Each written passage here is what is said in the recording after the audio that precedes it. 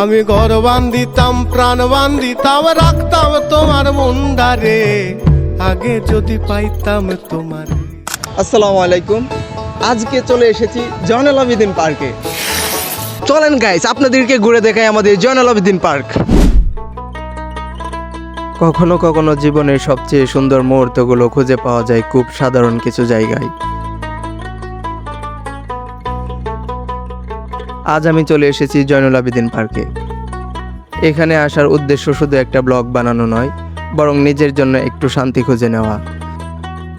চারদিকে সবুজ গাছ, হালকা বাতাস, পাখির ডাক আর মেঘে ঢাকা আকাশ, সব কিছু যেন মনে করিয়ে দেয় জীবনের যত ব্যস্ততাই থাকুক মাঝে মাঝে একটু থেমে প্রকৃতির কাছেও ফিরে আসা দরকার। নদীর পাড়ে দাঁড়িয়ে কিছুক্ষণ চারপাশটা দেখছিলাম। শান্ত পরিবেশ আর মৃদু বাতাস যেন বলছিল এই সকালটা নৌকায় না কাটালে কিছু একটা অপূর্ণ থেকে যাবে।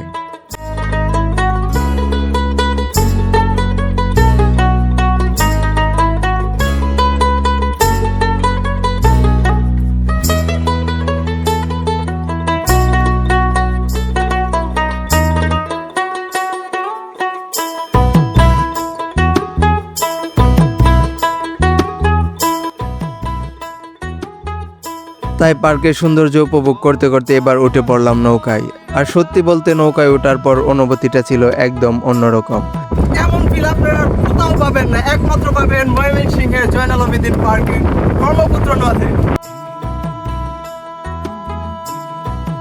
চারদিক থেকে আসা ঠান্ডা জোরালো বাতাস যেন মুহূর্তের মধ্যেই সব ক্লান্তি দূর করে দিল।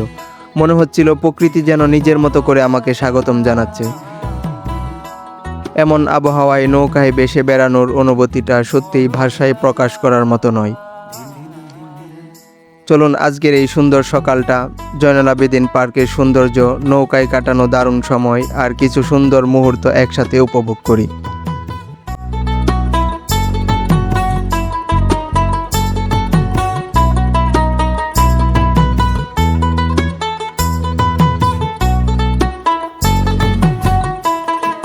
আশা করি আজকের ব্লগটি আপনাদের ভালো লেগেছে।